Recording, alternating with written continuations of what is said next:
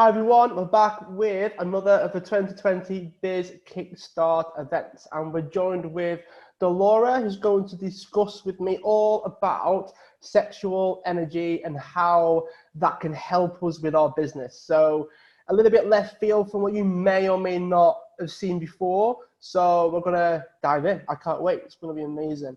So share a bit about yourself, Delora. Say hey and how you got involved with this. Hi, everyone. Well, I got involved probably 4.5 years ago officially. I was doing a master's degree, and part of that master's degree was a coaching program. I fell in love with coaching. It was on mindset, is what I was doing originally. And it's funny, my best friend said to me when I said I was going to be a coach, they're like, you're going to be a sex coach, right? Because I was known as the person that everyone would talk to about sex. But I wasn't. I was a mindset coach for business, and I was doing really well, loving it. But I knew that there was a little flavor missing from it. And some women witnessed me take a gentleman through an exercise in a public space, a very intimate discussion about why he was having trouble in the bedroom. And it was related to how he was showing up in his bedroom in his business. And it was all related back to overbearing mom. And when they witnessed that, they're like, you're not mindset, you're mind sex. Because I combined the sexual energy part of it. And that's how it was born. And I love it. This is exactly the flavor that I needed. Right. Well, so it's almost like you went in with a particular intention, and then just because it wasn't quite exactly what you wanted to do or what you were best at, maybe that was sort of the spark that carried you into this. That's interesting, to be fair. Yeah, absolutely. And all of my clients ended up talking to me about that anyway. They're like, I know we're supposed to be talking about my business, but can I just talk to you about my husband? Or can I just mention to you what happened last night? And I was starting to see the links between money and sex. And then after I started doing it for a while, I read Think and Grow Rich again. And there's a whole chapter on this. It's called the Mastery of Sex Transmutation. And I was like, oh my goodness, this is what I do. I just didn't, I didn't even remember that part of the book when I read it originally. And so, yeah, that's what it is. Right. Awesome. So it's something that people probably think, how on earth does it even, I can't, I no, I just, people just don't connect the Yeah. dots in their head as to how it tends to work. But I thought I'd start with the energy aspect. I'd start with, because people will be like, well, is it the same as if I'm on caffeine or have a decent night's sleep, or like what's the difference in the energy? That's what I think people are probably thinking. Can't I just have a good night's sleep and just drink caffeine and keep up my diet and all that sort of stuff? So where does this tend to sit on like an energy spectrum? Yeah, so all energy is important to understand, of course. And, when you meet someone, you can kind of, not everyone can, but a lot of people can kind of feel the energy. Ooh, I don't want to spend time with them, or I want to get to know them more. Well, sexual energy is actually all about more life, and more life is not just about making babies. That's the obvious point of it, but it's also about creating new ideas. So it's your creative energy, but it's also your charismatic energy. And so those two things combined with your sex energy, is not about having sex with people, but when you're on, you've seen rock stars on stage and all these women are throwing panties at them. They're like, oh, I swear he was singing that love song just to me. Now there's an audience of 20,000 people. We all know that the love song wasn't dedicated to her, but he has his charisma and they feel it. So in business, you want to have your charisma there because you want to draw people in and you want them to trust you. And you also want the creative side because you want new ideas, you want to be innovative, you want to be able to capture the imagination of your clients. So it is about channeling that energy through it. And, we say sexual energy, it's the most powerful physical energy, but it's also these other two energies. They all come from the same source. So if you're suppressing it, or it's all out of control, then you're not helping your business. You're not able to transmute it, like Napoleon Hill said, into your business and make a result. So the difference between that and just having a good night's sleep is the charismatic side. It's the energy that, like, the magnetic pull that you pull someone in, or the spark of ideas that you have. Like Elon Musk admitted in a Rolling Stone interview a few years ago, I think when Tesla 2 was coming out, he had just broken up with Amber Heard, I think that's her name. And he said, Tesla too almost didn't get launched because he was so heartbroken and he was feeling flat and he just didn't have the ideas to pull off the launch. And he said he had to talk himself out of it. Well, he was being affected by his sex energy. He didn't talk about it that way. But as soon as I read that article, I'm like, yes, that's exactly it. And he's someone that has a lot of creative ideas, obviously, even if you don't like his latest creation, his truck. Oh no, I've heard a rumor that was all a bit of a stunt, to be fair. But oh yeah, for sure. We'll see how that actually pans out. Eh? I'm sure he wouldn't tell us, would he? You know what I mean? He'd keep exactly. But the thing that came up when you were saying that was it's about showing your personality as well. So like you can be energetic, but not show it. So you can there's a definite sort of like being yourself element. Like I feel like there's a comfort element to it as well. Yeah, absolutely. When someone is not in charge of their sex energy, they can come across as fake or shut down. So the people that are not very warm and you're not very invited to talk to them, or so I always use politicians because everybody pretty much knows politicians. I know in the UK you guys might not be as familiar, but you guys know Bill Clinton and Hillary Clinton. So Hillary Clinton is very shut down in her sex energy. So people have said the 2 times that she went through an election that I don't understand why she shows up like that on stage. She's actually very warm and very charismatic, but on stage she completely shuts that down because she is suppressing some part of her sex energy. Now there's shame and guilt always attached anytime that you suppress. And she had Beyonce and Jay-Z on stage with her and her numbers barely got affected. 2 huge superstars over in the US, right? Yeah. So that's one end of the spectrum, the suppression side. And then if it's out of control, it's like Bill Clinton. Everybody loved him. He did his saxophone, piece when he was being elected one of the times, and everybody loved him, but they all knew there was a reason we shouldn't trust him. There was something that we're like, there's something not right about him. He had secrets as well, and obviously there was a couple of sex scandals related to it, but his energy is all out of control. So there's times where he draws you in, but you're like, I want to like you, but I just can't trust you. So in business, if we're doing an interview like this and somebody is suppressing their energy, they may seem very animated like this right now, but their energy is very flat. So people don't want to keep listening to the interview because it doesn't sound true. What they're saying sounds fake, even though it could be very factual, but we just don't trust them because their energy is not right. Is that to do with like because I've read a little bit about neuroscience. Has that got anything to do with? Can't pronouncing it right. Is it to do with? Is it the hedonic tone or something like the way that you come across is easy to read from other people? Yeah. So there's people that are more in tune with reading other people than others. Empaths, for example, are very good at reading people. If they know that they are an empath, because sometimes I was a little girl, I was an empath, and I would always know that if somebody wasn't they were saying they were happy, but I could feel that they weren't. Yeah. And then all of a sudden I wasn't happy. So I didn't know how to translate that. My son has the same ability, but I'm helping him understand that they're upset. It's not you that's upset. Yeah. So just know the difference between the two. So yeah, absolutely. It's how people are coming across, and neuroscience, biocentrism, all of these things are now coming together to kind of talk about it in a more sciencey way. Yeah. But they've done so many tests about, I hate animal testing, but sometimes that's what you have to do.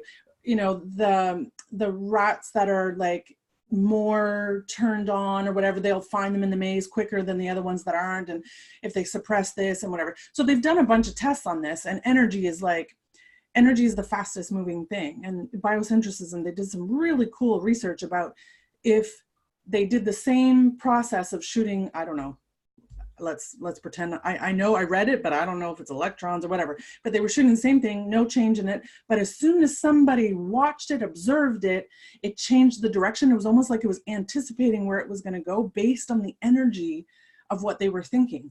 And I was like, that blew my mind. I was like, oh my God, this energy thing is way more powerful than we even understand right now.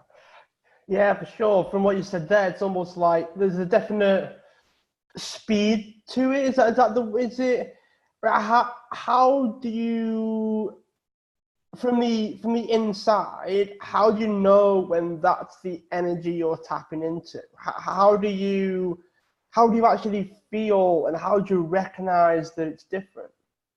Well, for the people that are not 100% shut down sexually, I always start with their sexual experiences as a way to just talk about this.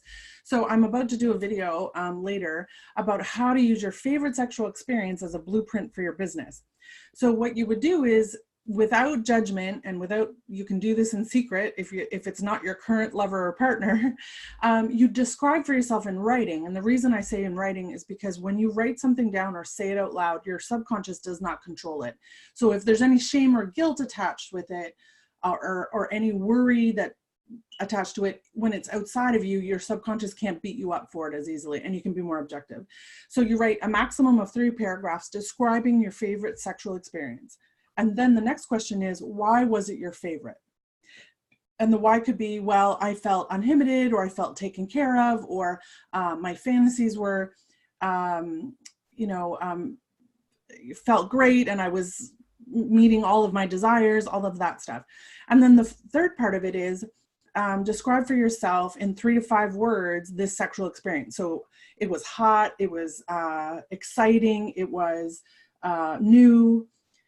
Whatever words they end up using are keys to how you need to bring that energy into your business. And so if it's new, for example, how can you fuse new elements into your business? So it could be like, for you, having the show that you have, you interview different guests all the time. So that's a newness that you're bringing to your business, and you get to hear new ideas and different ways of looking at things. If it's exciting, if you find, like the corporate job I had before was not exciting at all. And my 2 words are passion and love. If I'm not passionate about it, I have a hard time. And they used to hate that I was so passionate about things. I'd get passionate about budgets, for God's sakes. And they're like, can you just leave us alone with these budget reports? But I was like, that's how I do everything, right? And so I had to make sure that whatever I did in business, I had to be passionate about it, or I won't keep going with it. But someone else might not need passion. They might need structure and systems. And in their sex life, it could be that, well, it's my regular sex is always exciting. Like, there's no wrong answer to it, but it's so telling how that energy can be used in your business and how they're all related. So how you know when it's inside is, I always say, what is your favorite experience sexually? Or when was the last time you felt turned on, and why did you feel so turned on? Well, I felt different about my body. I was dressed differently. I was just surrounded by exciting people. Like some people who go on conferences and stuff, they get lit up and excited. Well, those are clues to how you can tap into that energy otherwise. Like if it's about feeling better in your clothes and you've gained or lost weight, well, change the clothes you're wearing. Stop wearing frumpy stuff and go get a new outfit that fits your current body. It doesn't matter what your body type is. I always say to women, if I'm having a down day, I put on my high heels, even if I'm sitting here at home. I just feel better with a pair of high heels on.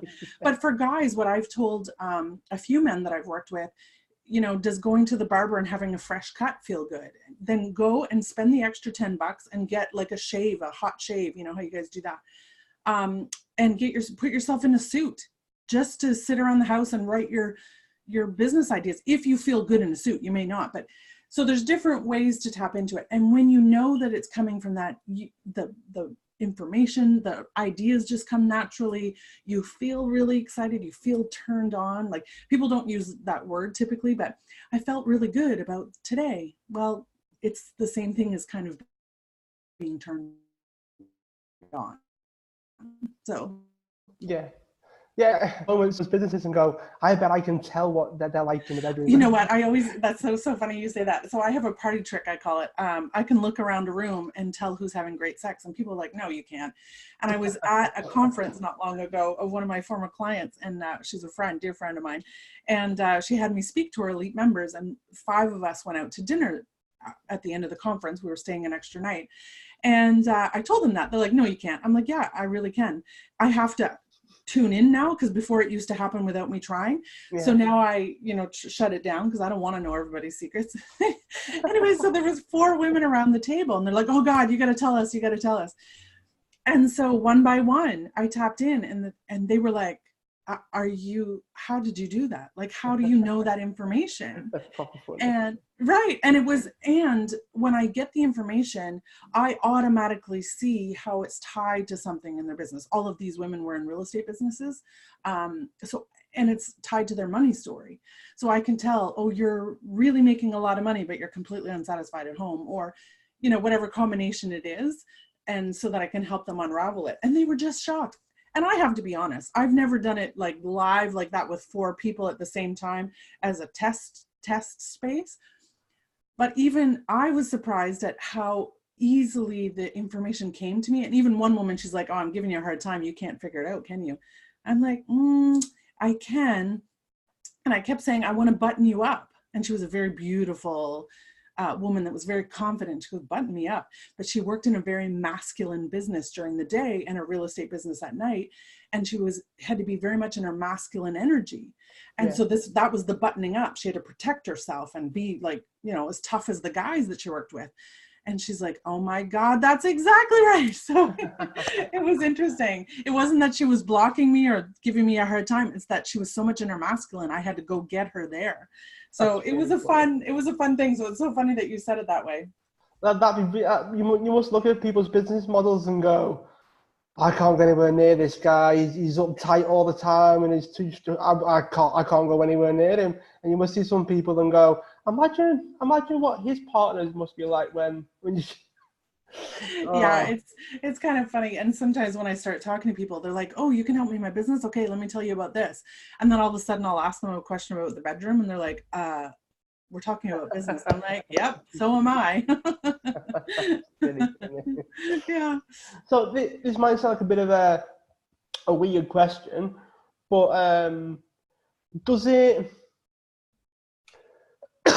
as people grow and as people change, I imagine their sort of framework for this changes, like what lights them up might change, right? Like what sort of gets them in that space might change, right? They might grow as a person, it might change, and all of a sudden what used to work no longer does work.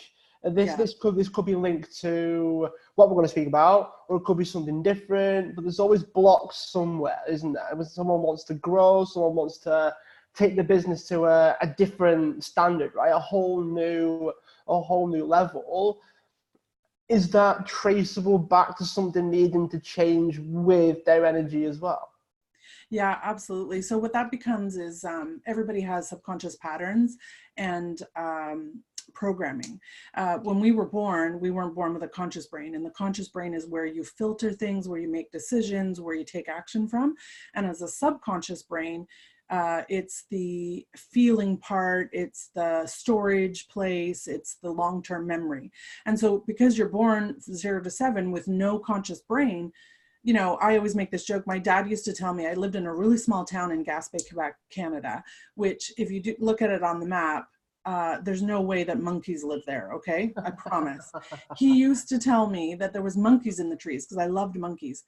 And every time we pulled into the driveway, he's like, you missed them again. And I swear to you, I used to look at, we had big pine trees around my yard.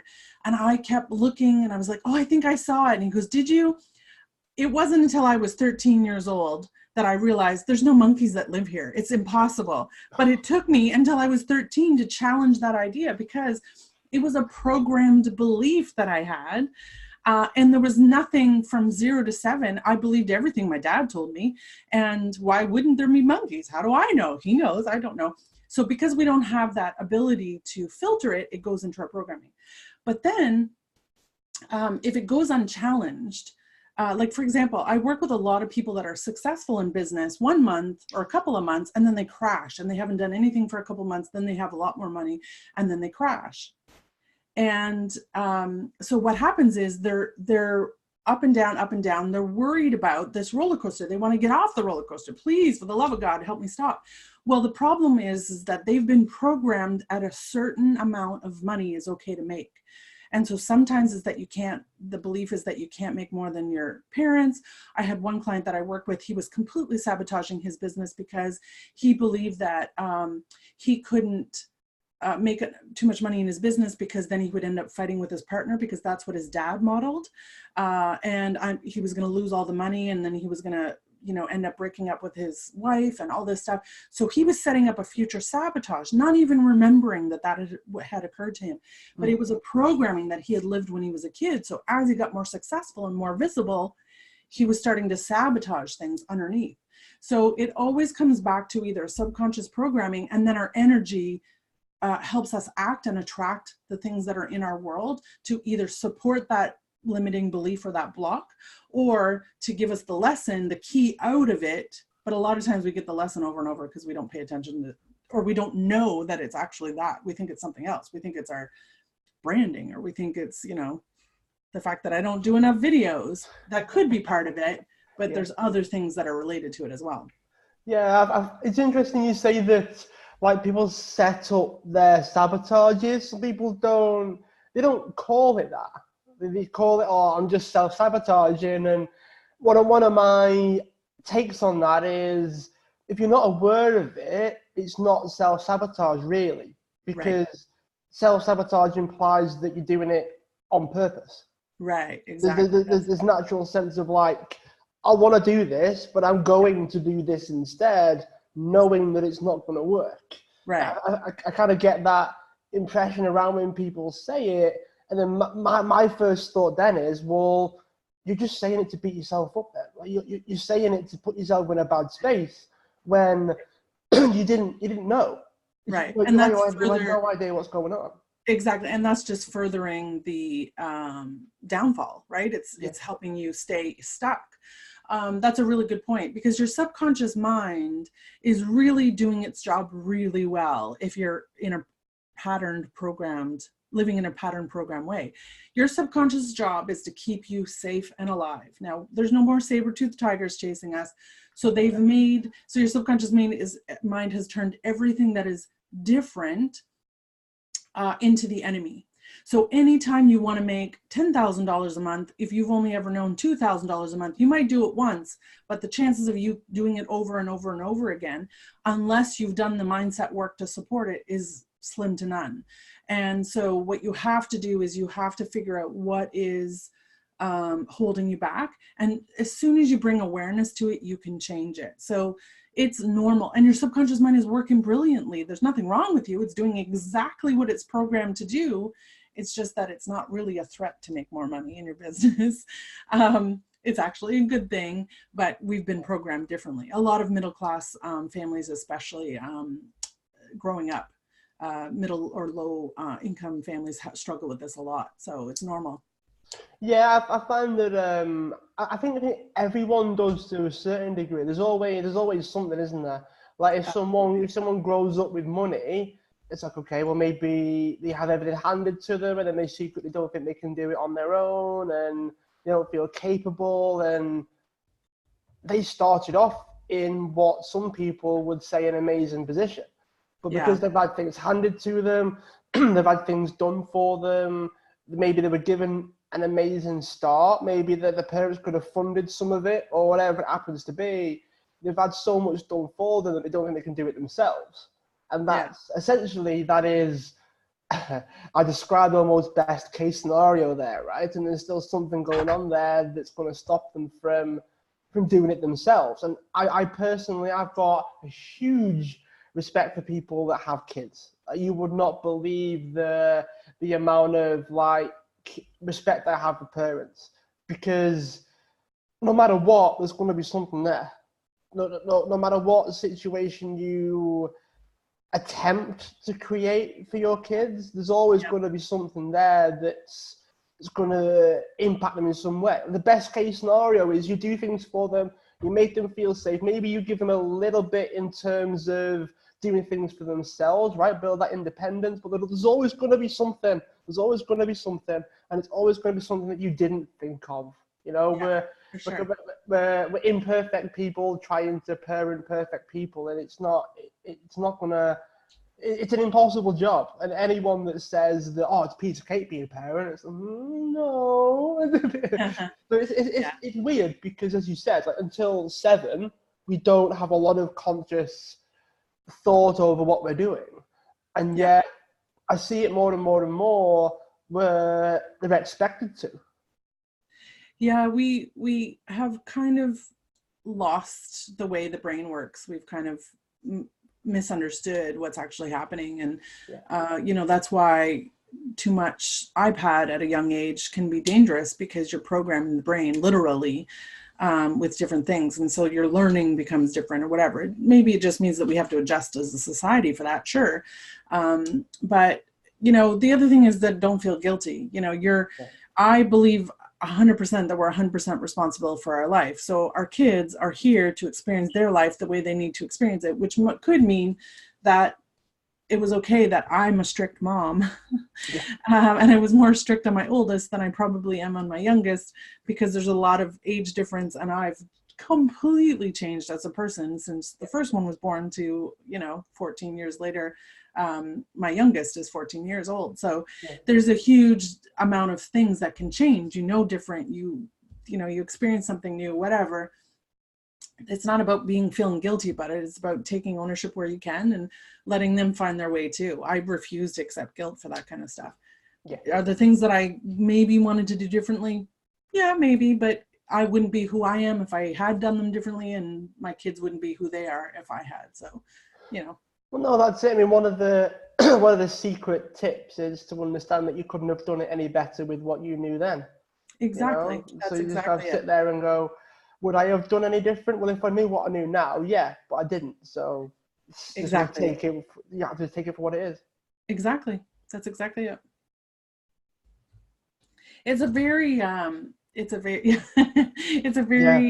interesting field, mindset. Like, I don't feel like, mind sex, of course, with the sex energy, it adds a complexity to it. But every time I pick up a book, there's something else that I'm learning. I love it. It's exciting. And there's exercises that really help get at the core of what's happening inside your brain, and so that you can trick your subconscious into telling you what's there. But it's easy to tell who's been doing personal development, who's not, who's firmly 100% in their ego versus other people that are like, oh, well, that's not how I see things, but tell me more about why you believe that. There's a stark contrast in how different people's mindset can be. So it's a very fascinating field. I love it. I'm glad I'm here. I went down the wrong way. Oh no. But yeah, no, it's the same with me. I mean, the amount of things that can change is just tremendous. So over the past sort of, 3 years, things have changed an awful lot just in the past 3 years. And it's crazy. I think the more people understand this, the more people sort of get an idea of it and how to use it. It can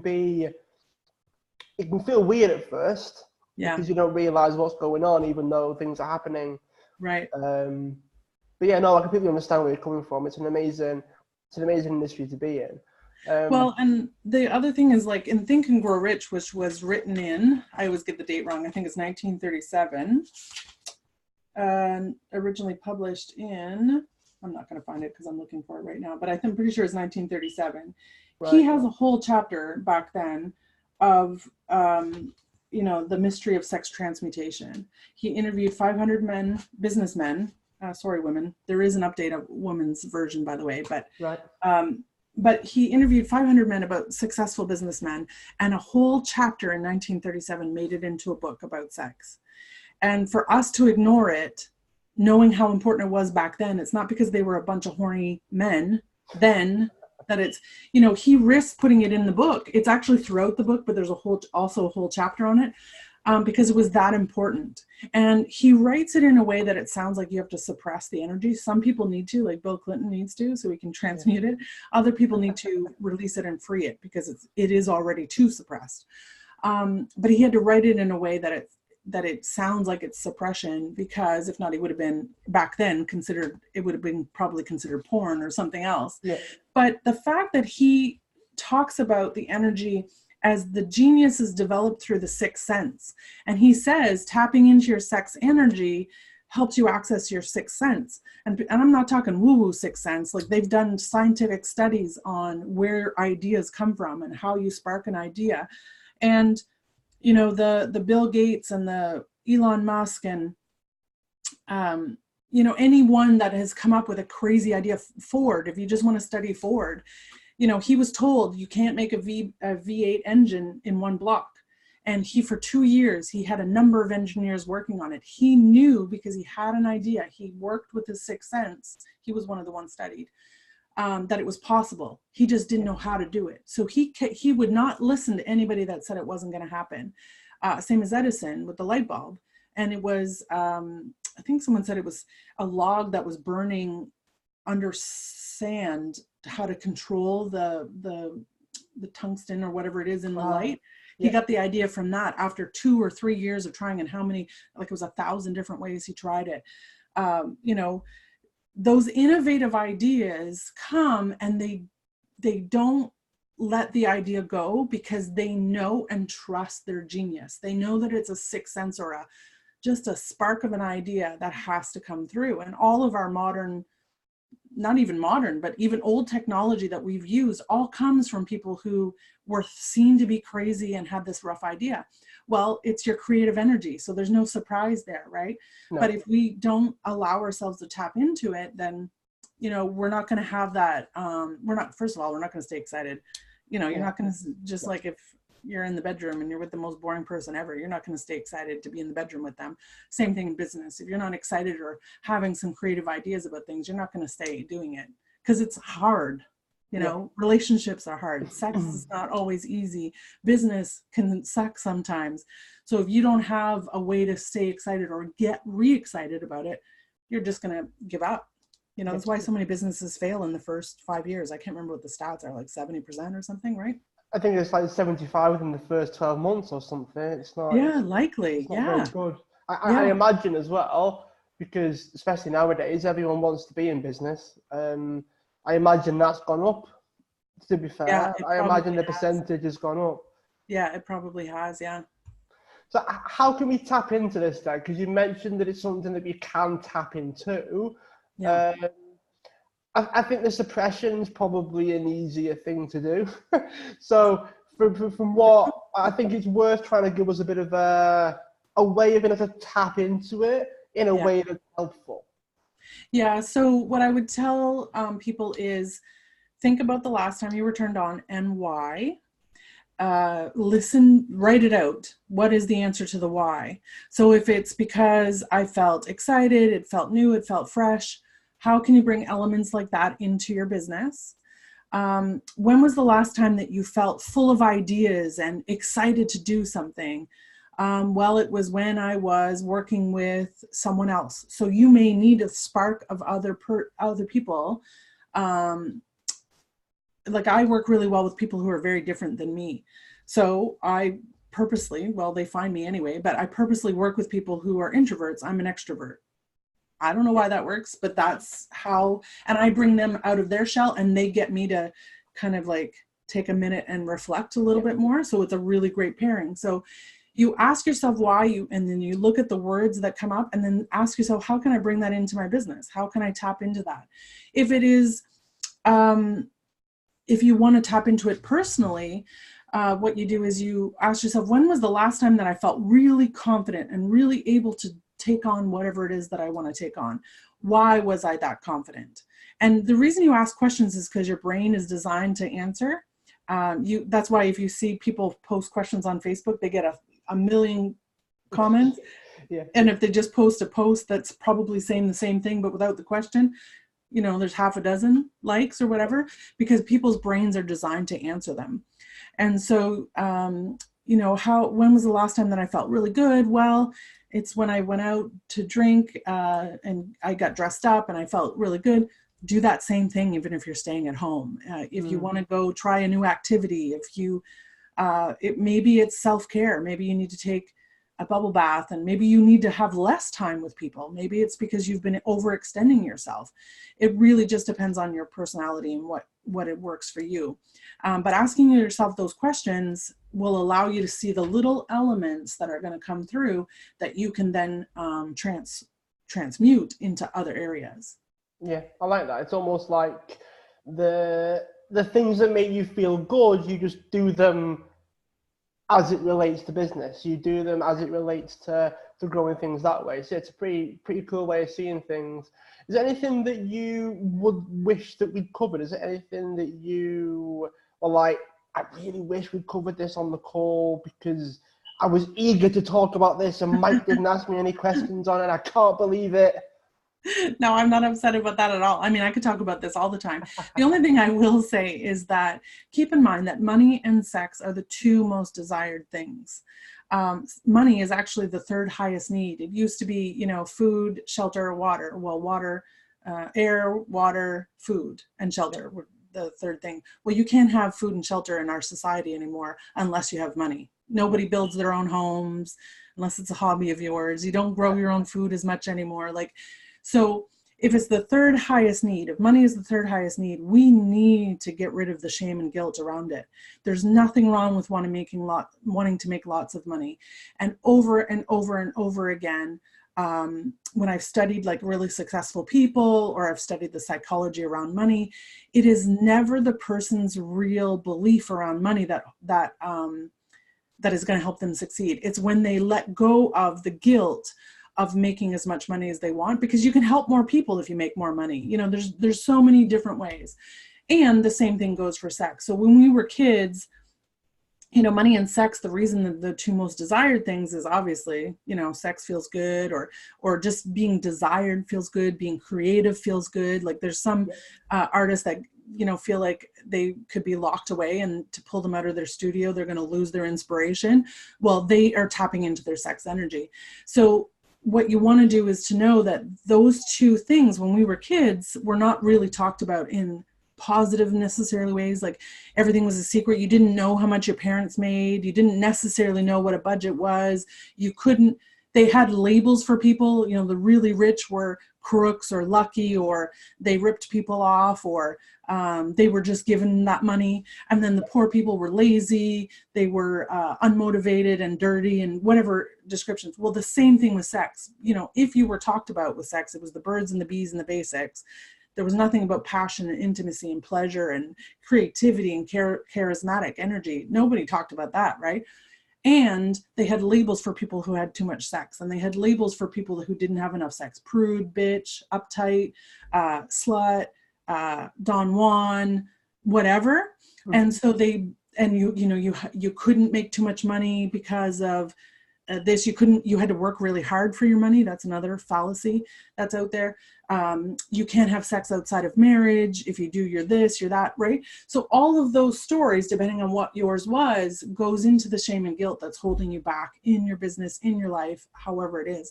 So the sooner you can start asking yourself some questions without adding more shame and guilt to it, because it doesn't matter what you've been through, you can always come out differently. The sooner you can really embrace and step into everything that you truly desire. Because this is the other thing that's fascinating. You cannot have a desire or even an idea if you're not able to fulfill it. So I always wanted to be a singer, but it was never a true passion of mine. I just like singing. I just really can't sing. I had twins that sing. So that's how I got away with it. But if it was truly a desire for me, I would have been given a voice that allowed me to sing. I love basketball, but I was never going to be in the WNBA. It was enough to get me through high school, and it was really good, but I was not like superstar material. If I really wanted to, maybe I could have perfected it more. You can always add, work and practice and whatever into it. But the people that give up sooner, it's usually shame and guilt that makes them give up on the ideas and the things that are really for them. So you really have to know that if you have an idea or a desire for something, it's because you're meant to. It's why we all don't want to look the same, and we all don't have the same interest, because we were given those things specifically for us to experience and bring or share to the world. That makes perfect sense. Something that I'll definitely echo that, because I think that I think as well that sometimes people tend to ignore it as well to a certain degree. They ignore things, or they don't listen to them well enough, or they brush them off, or Yeah. I mean, a lot of the time as well. If you think about it, it's because we tend to predict the outcomes, don't we? We think it's going to fail, or we think we're going to upset someone if we do this or do that or do the other thing, and it can. I mean, for my previous experience of this, you can feel like you don't know what you're doing. You can feel like you don't know what to do, how to do it, when to do it, why to do it. You lose a sense of clarity when you don't listen to your own voice to a certain degree. Absolutely. And honestly, if everybody gave up because they didn't know how, that is the thing that your brain does, right? Remember I said it is really good at answering questions. Mm-hmm. But what your brain does in microseconds, is that even a time? Anyway, Yeah. less than a second. If you set a goal, or you say you have a desire, I want to make $50,000 this month. I'm using high numbers to shock people on purpose. I want to make $50,000 this month. Your brain will say, well, how? And if you don't have an answer to it, then you automatically shut it down, and you will find all the reasons why you can't. Mm-hmm. And so that's what is really key, is to give yourself more space between the why and the how, and to catch yourself answering the how, because you don't always need to know how. I know that sounds weird, but you just have to start the process. Henry Ford did not know how to make a V8 engine out of one block. He didn't. He had engineers for 2 years who worked with him who didn't know how, but he knew it was possible, and he wouldn't give up on that idea. So they had to keep trying and keep trying. And, obviously he was very successful after being able to try. So you have to give yourself, well, I don't know how, but I know how to do this first step. And then after you get the first step, there's going to be someone that comes into your life. There's going to be a new idea you have. You're going to pick up a book that you need. There's going to be something that works to tell you the next step and the next step and the next step. Oprah Winfrey always says that if she had been told at 13 who she was going to be and what she was going to actually achieve, she would not have believed it. And she wouldn't have been able to say how, because she was raised a poor little girl, right? She would have, she said it would have blown my mind. And we're often, if you look back, you're often given glimpses of your purpose and how you're going to be able to pull things off, but we discount them. I used to do public speaking engagements because I love speaking on stage. And my mom used to say, she was my English teacher, and she would say, oh no, you can't speak on stage. But it was her fear she was trying to transfer to me.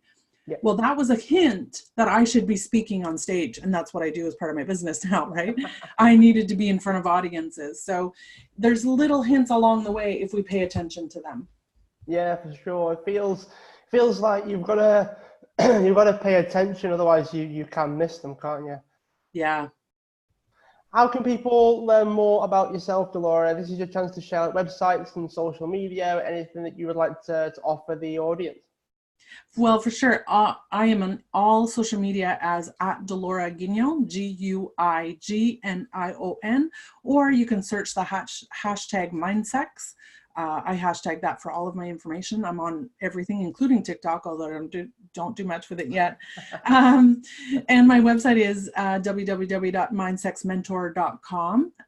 So you can find me there, and I'm on YouTube as well, Delora Guignion Mindsex. So. All right. Awesome. Well, it's been great to chat. It's been good to sort of pass some of the distinctions of this. It's something that I think is going to be more important, I guess, when people start realizing this and realizing it themselves. And sometimes they've got to discover it for themselves almost how important this is. So it was really good to have you on, representing Mindset, if you will. And yeah, it's been great to chat. We haven't got anyone live, so we'll finish there. Great to chat, Delora, and I look forward to speaking again. Great, thank you.